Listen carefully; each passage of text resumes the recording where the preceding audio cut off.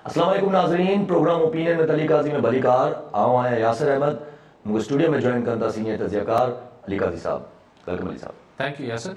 अली साहब, मौलाना फजल रहमान पेशावर में खिताब करे रहा है, मीडिया से ॻाल्हाए रहा है उन पोइ त मौलाना फजल रहमान जो चवण त असांजी जंग इदारनि सां न आहे, असांजी जंग इस्टेब्लिशमेंट सां न आहे, असांजी जंग हुकूमत सां आहे, इस्टेब्लिशमेंट सां त शिकायत आहे, छो जो शिकायत पंहिंजनि सां हूंदी आहे।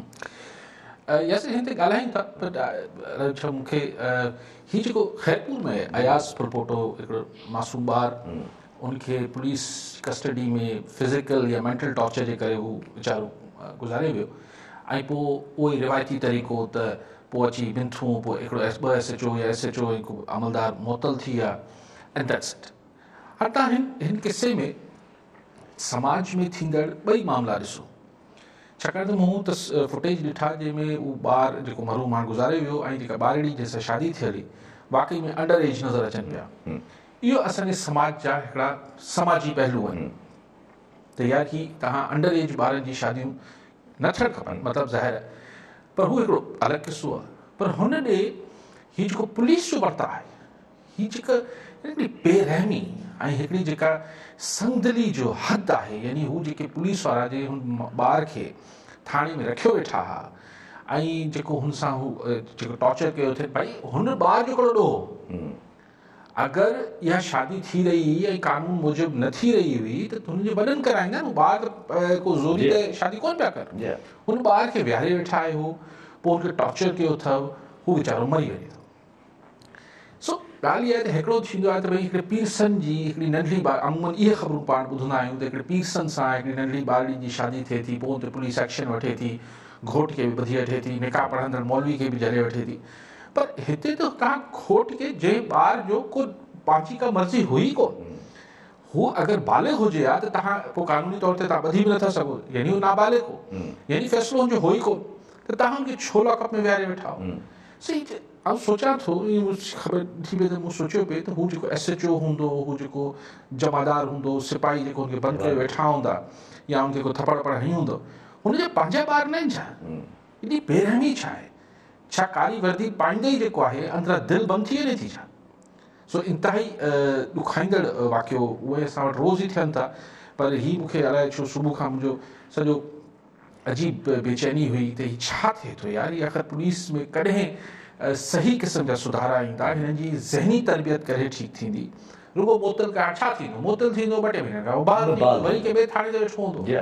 सो इहो को मसइले जो हल न आहे। आई थिंक आख़िर हिन एजेंडा ते असां वटि पुलिस रिफॉर्म्स ऐं सम्झां थो त अचणु खपनि। पर ॾुखाईंदड़ वाक़ियो तकलीफ़ हुई, मूं पंहिंजो तव्हां सां शेयर कयो पंहिंजे जज़्बात जेके हुआ। हीअ जेको तव्हां ॻाल्हि कयो पिया मौलाना फज़ल रहमान साहिब जी, अॼु मौलाना साहिब जी ॿोली में थोरो थधिकार वधीक हुई। जीअं जीअं मौसम थोरो गरम थिए पियो त मौलाना थधा थियनि पिया, अचनि पिया त इस्टेब्लिशमेंट सां असांजी जंग न आहे, असांखे शिकायत आहे, शिकायत पंहिंजनि सां थींदी आहे। बिल्कुलु ठीकु आहे, इहो मौक़ो फर्स्ट क्लास आहे, इहो मौक़ो छाकाणि त अगरि तव्हां महीनो 15 ॾींहं महीनो 1.5 महीना 2 महीना अॻु मौलाना साहिब जा या मरियम नवाज़ साहिबा जा या बिलावल साहिब जा PDM जा ख़ासि तौर ते मौलाना साहिब जा इस्टेब्लिशमेंट जो नालो खणी जेके गुफ्ता हुआ या इमोशंस जेके हूंदा, उहो जेके जज़्बात हुआ उन्हनि जा, हू थोरो सवाया हुआ। त हाणे आस्ते आस्ते शायदि मौलाना साहिब खे सम्झ में अची वई इहा ॻाल्हि त न, ही जंग वंग न कबी आहे इस्टेब्लिशमेंट सां, ऐं पिंडी विंडी में धरणनि जी ॻाल्हियूं न कबियूं आहिनि। हाणे मौलाना शिकायत जी ॻाल्हि करे, शिकायत अगरि पंचायत में शिकायत करे पियो त मूंखे शायदि अॻियां माण्हू इहो ई चवंदा त ठीकु आहे पंचायत में शिकायत कयो था, तव्हांजी शिकायत ॿुधी वठंदासीं, ऐं कुझु करे सघियासीं तदारुक तव्हांजी शिकायत जो त करे वठंदासीं, जे न त पोइ ईअं ई हलो। सो थधिकार बाक़ाइदा PDM जे मौक़ुफ़ में as far as establishment is concerned, establishment जे हवाले सां हाणे थधिकार पाण खे बिल्कुलु वाज़े नज़र अचे पई। ऐं सो ऐसा तो होता है, मुझे पहिरीं सोचियो कोन हो त ही दबाव सवायो थी वेंदो। पर तव्हां ॾिसो त हू लॉन्ग मार्च जी ॻाल्हि PDM जी कंहिं भॻवान न मरियम नवाज़ साहिबा अॼुकल्ह लॉन्ग मार्च जी ॻाल्हि, छाकाणि इस्तीफ़ा सेनेट जो बाइकॉट उहे सभु ॻाल्हियूं वयूं, पर लॉन्ग मार्च खे बि सफ़ा गुम करे विया आहिनि। कंहिं बि मरकज़ी क़यादत पारां, न बिलावल साहिब पारां, न मरियम साहिबा पारां, न मौलाना साहिब पारां वो लॉन्ग मार्च किधर गया? लॉन्ग मार्च अलाए किथे हलियो, शायद ॿियो कुझु। ठीकु आहे सर। अगरि पोइ हिनखे मिसाल जी ॻाल्हि आहे, इहा अगरि थधिकार आई आहे त पोइ छा इहा थधिकार कुझु सुभाट आया आहिनि सेनेट इलेक्शन जे बारे में, तॾहिं करे आई आहे?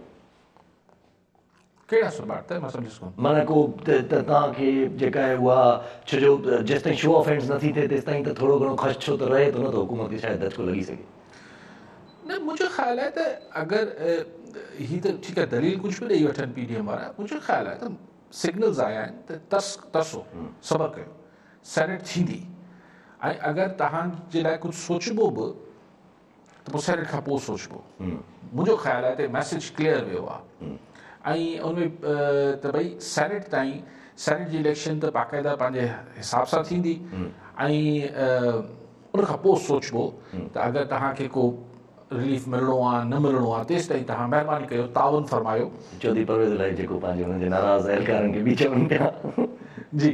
सो मतिलबु किथां बि को सिग्नल न पियो सम्झ में अचे, ऐं सिर्फ़ु जेको पंहिंजी ताक़त या पंहिंजी अवामी क़ुवत जे बल ते ई सोचीनि पिया PDM वारा, जेको सभिनी असां तव्हां सभिनी डिस्कस कयो पियो त हिकिड़ो नओं हू ठहे पियो सियासी कल्चर, त असांजी पॉलिटिकल पार्टीज़ जेके पावर पॉलिटिक्स कंदियूं रहियूं आहिनि, उहे बग़ैर सिग्नल्स जे अगरि पंहिंजे बल ते, पंहिंजी ताक़त ते, माण्हुनि जी सख़ ते अगरि हू को हिकिड़ी एतिरी वॾी ख़्वाहिश ज़ाहिर कनि पियूं त एस्टेब्लिशमेंट जो रोल ख़तमु थिए सियासत मां, फलाण थिए, सख़्तु जेको गुफ़्तगू, त इहो पाकिस्तान जी तारीख़ में जेको थियो 2-2 महीननि लाइ, उहो कॾहिं अॻु में थियो कोन हो। ऐं GT रोड ताईं इहा गुफ़्तगू थियणु, सो ऐं हिकिड़ी रिलीजियस पार्टी पारां JUI जमात इस्लामी, हिननि लाइ हिकिड़ो हूंदो, लेकिन हिकिड़ो प्रो एस्टेब्लिशमेंट हिननि जो हिकिड़ो रहियो आहे, त उन पारां बि मुखालफ़त करणु, त ही हिकिड़ो नओं पाण 2-2.5-3 महीना थोरो ॻाल्हि जो ईअं चस्को वरितो। हाणे मुंहिंजे ख़्याल में वापसि बैक टू नॉर्मल जैसा था जैसे थे।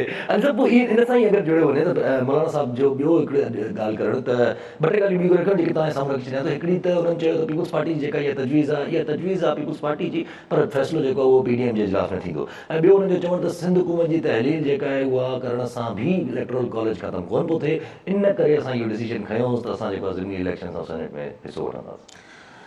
ॾिसो, हाणे ॻाल्हि इहा आहे त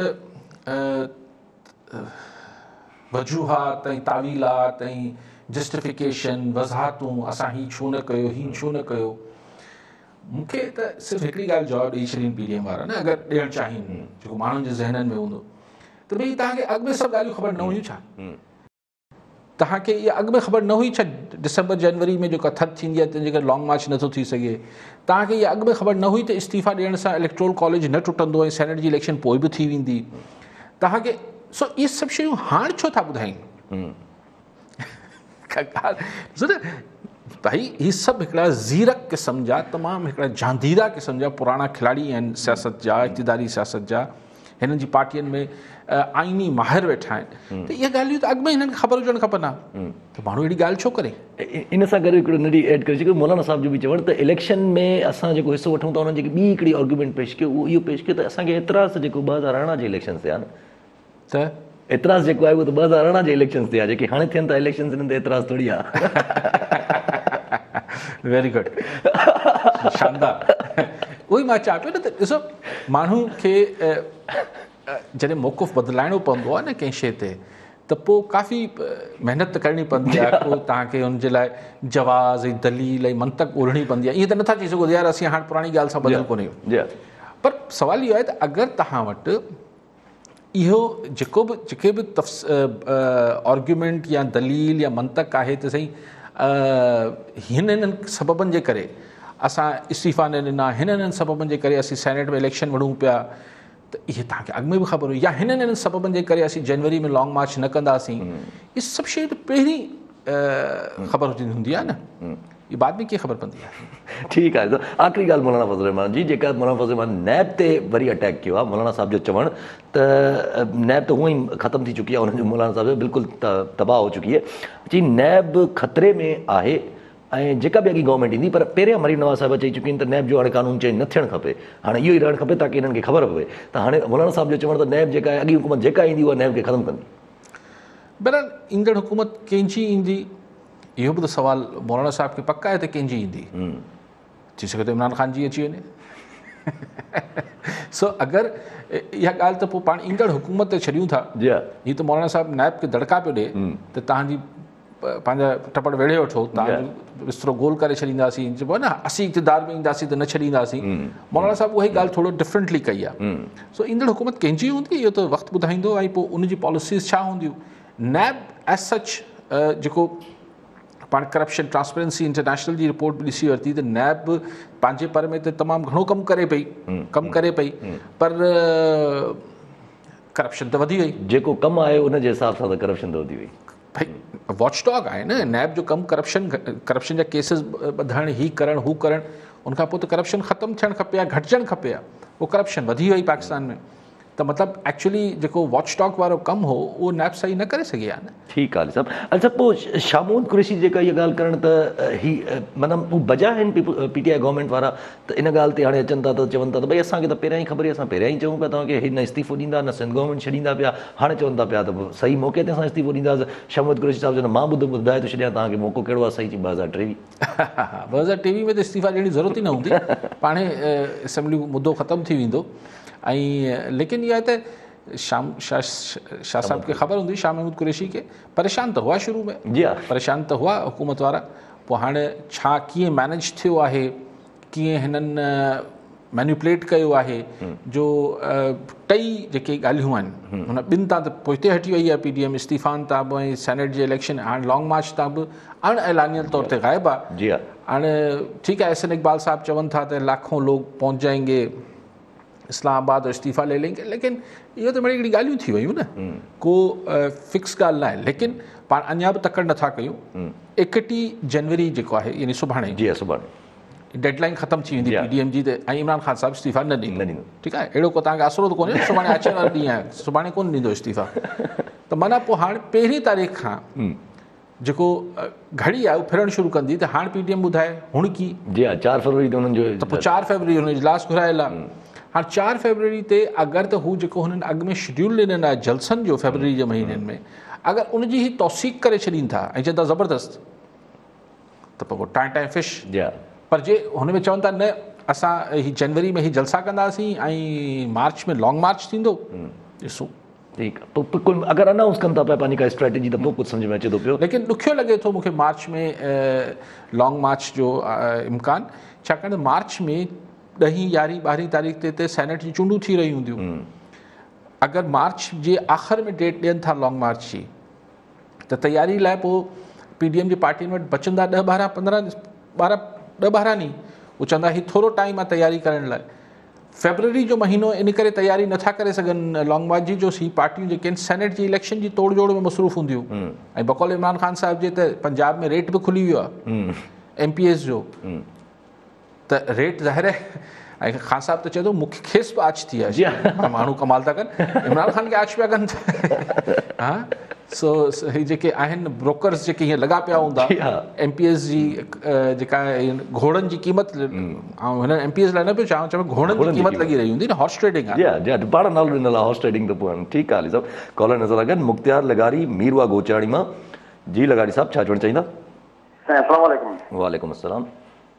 पंहिंजो अलीकाई साहिब खां पुछिणो इहो आहे त हींअर तक़रीबन अफ़गानी जेके माण्हू आहिनि उहे सिंध में अचनि पिया, लोड उन्हनि जी ॿिया जेके आया उहे सिंध में अचनि पिया, का बि ख़बर कोन्हे किथां जा माण्हू सिंध में अचनि पिया। अच्छा, कल्ह वज़ीर आज़म साहिब जेको तक़रीर में इहो बयानु कयो आहे त सिंध पंहिंजो सूबो न आहे, मतिलबु छा साईं सिंध पंहिंजो एतिरी नंढड़ी थी वई आहे जो गवर्नमेंट वफ़ाक़ी गवर्नमेंट असांखे सिंध सूबे खे मञण लाइ तयारु न आहे, या असांजे सिंध जा जेके गवर्नमेंट हुकुमरान आहिनि, वज़ीर आला सिंध या गवर्नमेंट सिंध, उहा कुझु न पिए करे सिंध जे माण्हुनि लाइ। साईं खां इहो पुछा करणी आहे त सिंध असां सिंधी एतिरा लावारस आहियूं जो असां हुकूमत पाकिस्तान में तस्लीम कोन पई करे, इन ई बारे में साईं खां कुझु इज़ारे ख़्याल पुछणो आहे। ठीकु सही, उहो कल्ह बि सम्झ में आयो पियो त ख़ान साहिब हाणे ज़ाहिर आहे उहो त चई वियो, जीअं ज़बान तिरकी वेंदी आहे, अक्सर ॻाल्हियूं जापानी जर्मनी जा सरहद बि गॾाए छॾींदा आहिनि ख़ान साहिब जी ज़बान तिरकी वेंदी आहे। ख़ान साहिब रिपोर्ट बि पढ़ी हुई ट्रांसपेरेंसी इंटरनेशनल जेको चयो था। सो ख़ान साहिब जी चई वेंदो आहे, एक्चुअली शायद उन सेंस इहो आहे जेको अॼु हुन शफ़क़त महमूद बि क्लेरिफाई कयो, वफ़ाक़ी वज़ीर आयल आहे असांजो सखर में घुमी रहिया अॼु। जी हा, घंटाघर अलाए किथे उहो जेको मासूम शाह मीनार। अच्छा, सो इमरान ख़ान साहब त ज़ाहिर चवणु इहो चाहियो पिए त सूबे में असांजी हुकूमत न आहे। चइबो आहे न भई त ज़ाहिर सिंध में PTI जी सरकार न आहे, त चवणु त इमरान ख़ान ज़ाहिर इहो चाहे पियो हाणे पाण भले ॻाल्हि जो मज़ो भले वठिजे या उन ते तनक़ीद भले करे वठिजे, पर स्लिप ऑफ टंग आहे। लेकिन अगरि ही ख़ान साहब इहो न बि चए, बिल्कुलु ख़ान साहब जी नीयत न हूंदी, ज़ाहिर सूबो जेको आहे कीअं सिंध जेको आहे पाकिस्तान जो हिसो आहे, सभु कुझु आहे, लेकिन ख़ान साहब जी नीयत इहा न हूंदी, चवण जो मक़सदु इहो न हूंदो। पर जेको वर्ता आहे PTI सरकार जो, वफ़ाक़ी सरकार जो सिंध ॾांहुं, उनमें महसूसु ईअं ई कराइनि था त असांजो घणो तव्हां सां तालुक़ु कोन्हे। ऐं तालुक़ु अगरि थोरो घणो जोड़ीनि था त उहो सिंध जी राजधानी कराची सां जोड़ीनि था, जंहिंमें उहे चवनि था त ट्रांसफॉर्मेशन प्रोग्राम थींदो, पॉलिफ थींदो। बाक़ी सिंध जे हरू भरू को ॻणती या सिंध जी दाह कूक या ॻाल्हियूं या हिते जे पब्लिक ओपिनियन खे रिस्पेक्ट करणु, तव्हां ॾिसो त वरी उहे चवनि था ॿेट ठहंदा। शिबली फराज़ वरी चए थो ॿेट ठहंदा, ॿेट ते तरक़ियाती कम थींदा, ॿेट त ठहियल आहिनि। सो ॻाल्हि इहा आहे त हिकिड़ी थींदो आहे न, हिकिड़ी राय आमा खे थोरी इज़त करे वठिबी आहे, थोरो एतिराम कबो आहे। तो सिंध सरकार, वफ़ाक़ी सरकार जो रवैयो बहरहाल इलेक्शन खां अॻु बि ऐं इलेक्शन खां पोइ बि, हाणे तुंहिंजा इत्तेहादी बि चवंदा त इमरान ख़ान सार नथो लहे। जी हा, पंहिंजा कराची में बि ठीकु आहे। साहब कॉलर नज़र अगरि राशिद अली रिंद उमरकोट मां। जी रिंद साहब, छा चवणु चाहींदा? हेलो, अस्सलाम वालेकुम। वालेकुम अस्सलाम। हा साईं, मुंहिंजो सुवाल इहो आहे त हीअ जेको हुकूमत हले पई, हिन ते का बि प्लानिंग त नज़र का बि कोन थी अचे, छा करिणो आहे छा न करिणो आहे। वरी रोज़ प्राइम मिनिस्टर अचे थो, बयान ॾेई हलियो थो वञे, ऐं उनखां पोइ वरी उन ते बयान ते तनक़ीद थिए थी।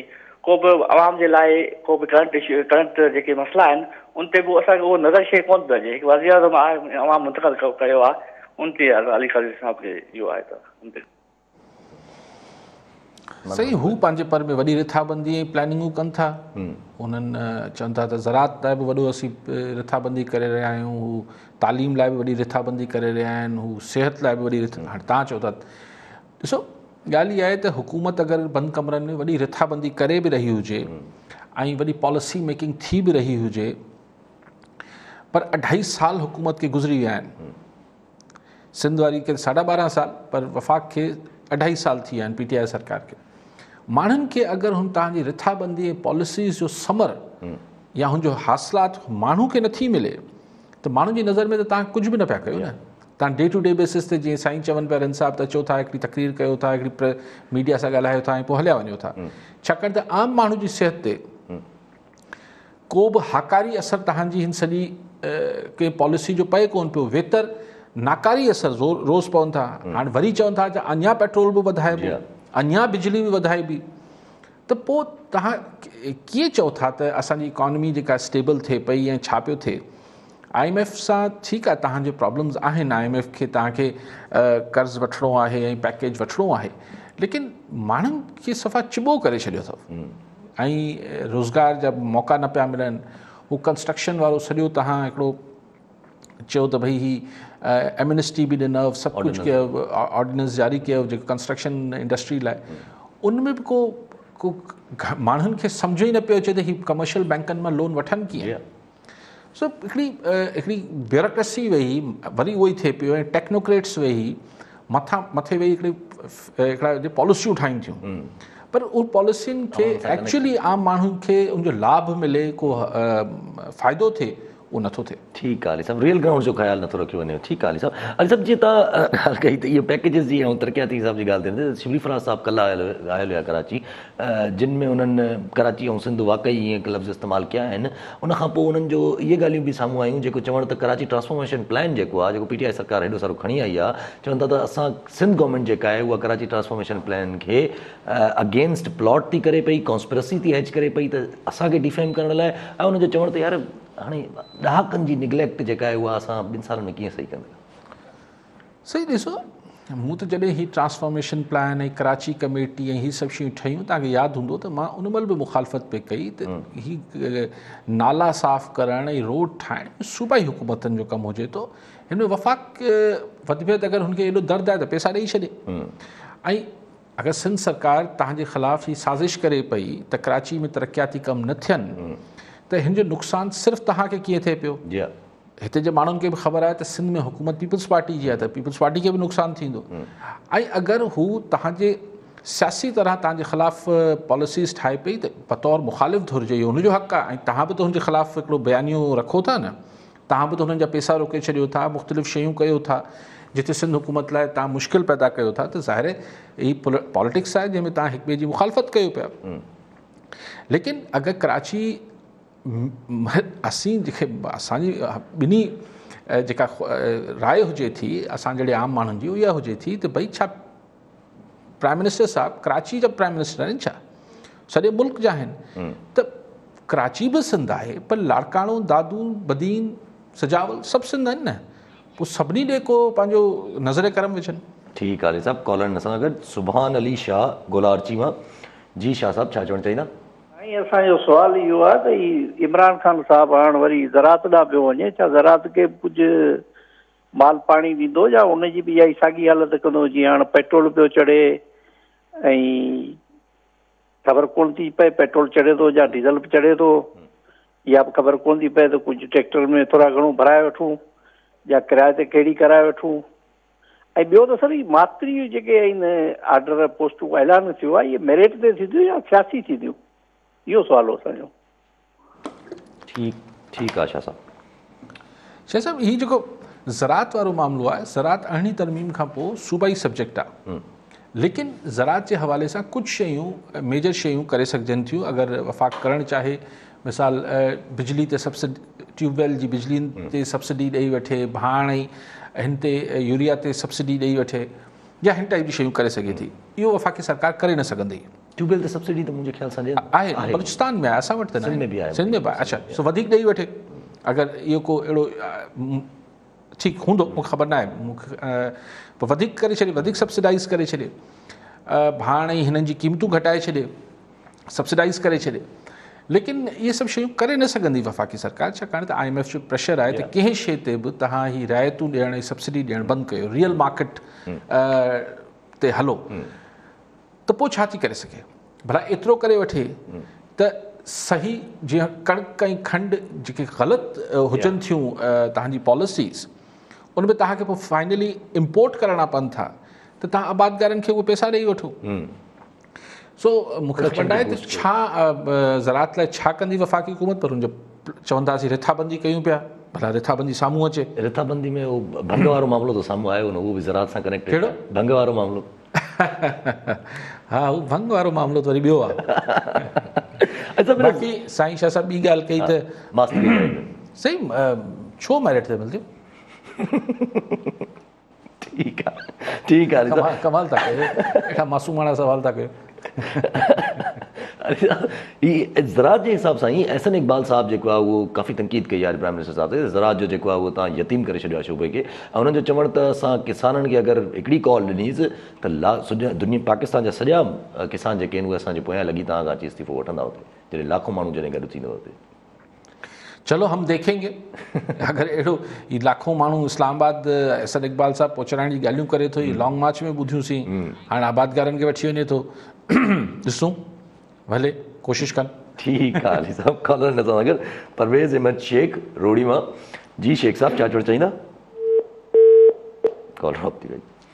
जी अली साहब, अज़मत सईद जेका कमीशन, हाणे हिनखे कमीशन खे चइजे, अज़मत सईद कमीशन ई चइजे, जस्टिस अज़मत सईद कमीशन, उहा जेका आहे नोटिफाइड अॼु थी वई, कैबिनेट बि अप्रूव करे छॾियो, ऐं उन में इहो 2 आवर्स में हुननि खे चयो वियो आहे त हू कंहिं बि ऑफिसर सां कंहिं बि माहिरनि जे बेसिस ते ॿियूं कमिटीज़ ठाहे सघनि था जेके इन्वेस्टिगेशन में हुननि खे हेल्प कंदियूं। उहो ई साॻियो ब्रॉडशीट वारो मामिलो डिस्कस थींदो, पर जेतिरी बि तनक़ीद आई हुन ते को फ़र्क़ु न पियो, कमीशन नोटिफाइड थी वई। से को फ़र्क़ु न पवंदो। ॾिसो, हीउ हिकिड़ो ॿियो हिकिड़ो हिन सां अपोज़िशन ज़ाहिर इल्ज़ामात हिन में ब्रॉडशीट ते, नवाज़ लीग ते बि हूंदा, पीपल्स पार्टी ते, जिन ते बि हूंदा, हू हिन कमीशन जा अॼु पेश ई न थींदा। पोइ छा थी वेंदो? सुप्रीम कोर्ट ऐं हाई कोर्ट में त वञिणो पए थो, इवन तव्हांखे ख़बर बि हुजे त मामिलो अणधुरियो कोन्हे, पर उते त हिननि खे वञिणो पए थो। कमीशन जा अॼु पेश न थींदा त पोइ कमीशन छा हिकु तरफ़ो फ़ैसिलो कंदी?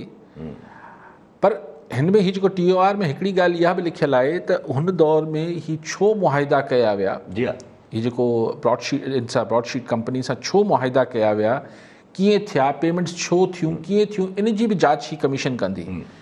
त पोइ त मुशर्रफ साहब खे बि घुराइणो पवंदो कमीशन खे, छाकाणि मुशर्रफ साहब जे ज़माने जा थियल आहिनि किसा। पोइ ॾिसूं अज़मत सईद साहब घुराए सघे थो या नथो घुराए सघे। नून लीग त हाणे ई रिजेक्ट करे छॾियो, थोरी देरि पहिरियां ई कमीशन नोटिफाइड थियण खां पोइ ई नून लीग वारनि चयो त भई असां इहा कमीशन मञियूं ई कोन था।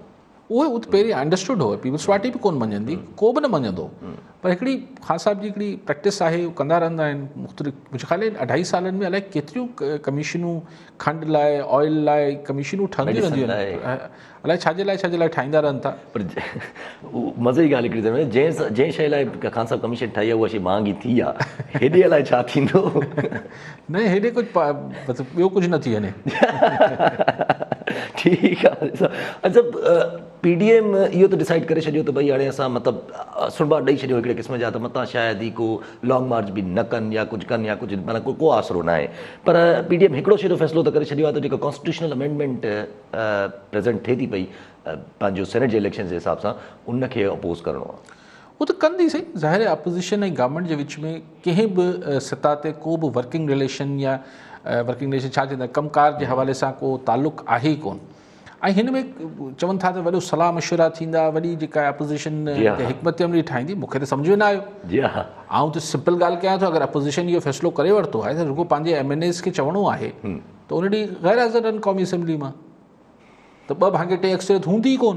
जॾहिं 2 भाङे 3 अक्सरियत हूंदी ई कोन, ऐवान में मौजूदु न हूंदी, त कीअं तव्हां कंदो, आइन में तरमीम कीअं कंदो, त हिन हिकमत अमली छा बीठा आहे।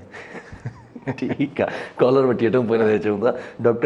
डॉक्टर अरसलान शेख मीरपुर ख़ासमा जी। डॉक्टर साहब छा चवणु चाहींदा? सर, ही अॻियां साल कोरोना जे करे डॉक्टर सिहत खाते में 1100 भर्ती थिया, पर 20 डॉक्टर होम डिपार्टमेंट वारनि सिंध जे जेलनि में भर्ती कया। पर होम वारा डिपार्टमेंट 3 महीना नौकरी करे उन्हनि जी न एक्सटेंशन कई, पर उन्हनि खे पघार अॼु ॾींहुं ताईं न मिलियो। सितंबर, अक्टूबर, नवंबर 3 महीना ड्यूटी बि कई, जॾहिं त हेल्थ वारनि खे 2 दफ़ा एक्सटेंशन मिली चुकी आहे, उहे अॼु ॾींहुं ताईं कमु कनि पिया, पघार बि खणनि पिया। इहो मसइलो थोरो हाईलाइट कजो। ठीकु जी डॉक्टर साहब, इहो हाईलाइट थी वियो। तव्हां ॿुधायो पिया त होम डिपार्टमेंट न पई उन्हनि खे पघारूं ॾे, जेको मिलणु खपनि। सही, हीअ सरकार कहिड़ी, सम्झ नथो अचे, हुकूमती मुलाज़ चाहे कॉन्ट्रैक्ट ते हुजे, उनखे पघार न ॾियनि। की निजी शोबे में त ॿुधूं था, पर गवर्नमेंट सेक्टर में कीअं थो थिए, कमाल आहे। गवर्नमेंट, हा, अक्सर बेशतर गवर्नमेंट जो वरी पोइ इहो ई अचे थो, पैसा न आहिनि या इहो चक्कर आहे। पोइ तव्हां रखो कीअं था, वंगार उहो छा चइबो आहे त ईअं बेगार था वठो छा, पघार त ॾियो। ठीकु आहे। त अच्छा, हिन ते आइनी तरमीम ते जीअं पाण ॻाल्हायूं पिया, त आइनी तरमीम ते इहो नुक़सानु, आइनी तरमीम अगरि नथा थियनि, कॉन्स्टिट्यूशनल अमेंडमेंट या नथी थिए, ऐं शो ऑफ हैंड्स वारो या ओपन बैलेट वारो कमु नथो थिए, ऐं सेनेट जा इलेक्शन उअं ई थियनि था जीअं थींदा था अचनि, त पोइ त वाक़ई पैसा बि हलंदा ऐं पोइ वाक़ई जोड़जक बि हलंदी, पोइ त ॿिन्ही साइडनि खे इक्वली नुक़सानु पइजी सघे थो कहिड़े में। सही, ॾिसो ॻाल्हि इहा आहे त अञा त हू प्रेसिडेंशियल रेफरेंस बि त मौजूदु आहे। ॾिसो सुप्रीम कोर्ट छा थी करे, पार्लियामेंट में अगरि न बि थियो, ये तरमीम पास न बि थी, शो ऑफ हैंड वारी 25, अगरि सुप्रीम कोर्ट इहा राय ॾिए थी त न शो ऑफ हैंड थियणु खपे ऐं हिन खे एक्ट जे ज़रिए चेंज करे सघिजे थो, त पोइ करे छॾींदी हुकूमत। सो अञा हुकूमत वटि हू दर बि अञा आसरो आहे त अगरि मतां अदालत उज़मा मां इहो अची वञे हिननि जे हक़ में फ़ैसिलो। पर जे ॿई शयूं न थियूं, जेको तव्हांजो सुवालु आहे, त तोड़जोड़ थींदी। तोड़जोड़ में मूंखे सम्झ नथो अचे इमरान ख़ान साहिबु छो परेशान आहे। छाकाणि त ॾिसो न, मां त वरी चवां थो, सेनेट में सादिक संजराणी साहिबु अपोज़िशन जी अक्सरियत हूंदे बि अदम एतमाद नाकाम थी वई, त सरकार टोड़ींदी आहे MPAs, अपोज़िशन कॾहिं खां MPA टोड़णु शुरू कया आहिनि। इहो त मुंहिंजे लाइ त हैरत जी ॻाल्हि आहे। ऐं पोइ हद आहे नातजुर्बेकारी जी। अगरि भोजदार साहिबु वटां को MPA टुटी वञे थो, अगरि हा सिंध में जेके आहिनि PTI जा, उहो को 2-4-5 हेठि मथे थी वञनि त नथो चई सघां, लेकिन छाकाणि हिते हुकूमत न आहे PTI जी, लेकिन हुते त भोजदार साहिब जी हुकूमत आहे, उते KP में बि PTI जी हुकूमत आहे, त वफ़ाक़ में साईं पाण वेठा आहिनि प्राइम मिनिस्टर साहिबु। तव्हां हुकूमत में हूंदे सूंदे तव्हांजा अगरि MPA MNA टुटी पवनि, फिर तो कमाल फिर पोइ अपोज़िशन खे दाद ॾियणु खपे। एग्ज़ैक्टली। ठीकु आहे साहब, कॉलर नज़र अगरि अली अकबर नोड़ी छाछड़ो मां जी नोड़ी साहब छा चवणु चाहींदा? हेलो अस्सलाम वालेकुम। वालेकुम अस्सलाम। मुंहिंजो अली काजी साहब खां इहो सुवाल आहे त पीटीआई सरकार चए थी त असीं सेनेट इलेक्शन फेयर करण जे लाइ शो ऑफ हैंड आणे रहिया आहियूं पार्लियामेंट में, उतां सुप्रीम कोर्ट में बि रुजू कयो आहे फेयर इलेक्शन करण जे लाइ। पोइ 1 महीनो अॻु सां इलेक्शन खां अॻु 50-50 करोड़ जी स्कूलों फी एमएनए खे जारी करण, छा इहा शफ़ाफ़ियत आङुर कोन खजंदी रही? इहो ई सुवाल आहे मुंहिंजो। पैसा जेके ॾिना अथऊं मुंहिंजे ख़्याल सां पैसनि जे हिसाब सां सवाल कंदा, जेके पैसा ॾिना अथऊं MPs खे MNAs खे ॾिना MNAs खे से उहो त पंहिंजे ख़िलाफ़ को अदम एतमाद लाइ बि त ज़रूरी हो न। त MNAs खे उहो सम्झायो हूंदो कंहिं ख़ासि साहिब खे त इन्हनि खे फ़िलहाल कुझु त ॾियो त गुज़र सफ़र त थिए। हूअं हालांकि सेनेट इलेक्शन ज़्यादा कनेक्शन त MPs सां आहे, MNAs सां घटि। MNAs जो वोट पवंदो चार हाँ, लेकिन पर सभिनी खे राज़ी रखण जी कोशिशि थिए पई। मूंखे त हैरत थिए थी त पंजाब, KP ऐं बलूचिस्तान में सरकार त अपोज़िशन जा MP टोड़े सघे थी, छाकाणि त हुन वटि ॾंडो बि हूंदो आहे ऐं पैसो बि हूंदो आहे। अपोज़िशन सरकार जा माण्हू टोड़े वञे त कमाल थी वेंदो। सिंध में PTI जा टुटी विया 4-5 MP तव्हां नथो चई सघां, लेकिन हुते अगरि टुटी विया त कमाल होगा यार। पोइ त चइबो त जेके PDM जी या जेके ज़ाहिर PDM ई चइबो न, पोइ उन्हनि जी क़यादत जे तजुर्बे जे आॾो या जोड़ तोड़ जी महारत जे आॾो हुकूमती वसीला बि जेके आहिनि उहो नाकाफ़ी थी आहे, कमाल थी वेंदो। ठीकु आहे अली साहब। कॉलर असां सां गॾु अब्बास अली बुगटी खैरपुर मां। जी बुगटी साहब छा चवणु चाहींदा? साईं सलाम वालेकुम साईं। वालेकुम अस्सलाम। साईं अॻे त माना बल्दियात इलेक्शन हूंदी का भंगी सफ़ा थींदा, निमाज़ विमाज़ बि थींदी हुई। हाणे त काल इमरान ख़ान सिंध गवर्नमेंट लाइ बल्दियात इलेक्शन कराईंदा अलाए कोन कराईंदा, ॾाढो किन लॻो पियो सॼो खैरपुर शहर सॼी सिंध। इहा असांखे रायो त ॾियो त कोई हिननि गवर्नमेंट खे कुझु ॻाल्हाए त बल्दियात इलेक्शन कराए। ठीकु आहे सही। बल्दियाती इलेक्शन इमरान ख़ान या वफ़ाक़ी हुकूमत खे न कराइणा आहिनि, सूबाई हुकूमतनि खे कराइणा आहिनि ऐं उन्हनि खे सुप्रीम कोर्ट जो प्रेशर त आयल आहे। सुप्रीम कोर्ट मुंहिंजे ख़्याल त हाणे ईंदड़ हफ़्ते में KP हुकूमत तारीख़ उनखां घुराई अथनि त तारीख़ ॿुधायो कहिड़ी तारीख़ त कराईंदो, सभु बहाना ख़तमु कयो। त ज़ाहिर अगरि सुप्रीम कोर्ट जो ऑर्डर आहे त सिर्फ़ु KP हुकूमत ते त लागू न थींदो, ॿियनि हुकूमतनि खां बि घुरियो अथऊं। ॿियनि हुकूमतनि खां घुरियो अथनि त सिंध हुकूमत वरी वञी उहे साॻी ॻाल्हि रखंदी त भई आदमशुमारी न थी आहे। मुंहिंजो ख़्याल आहे त हाणे कराइणी पइजी वेंदी।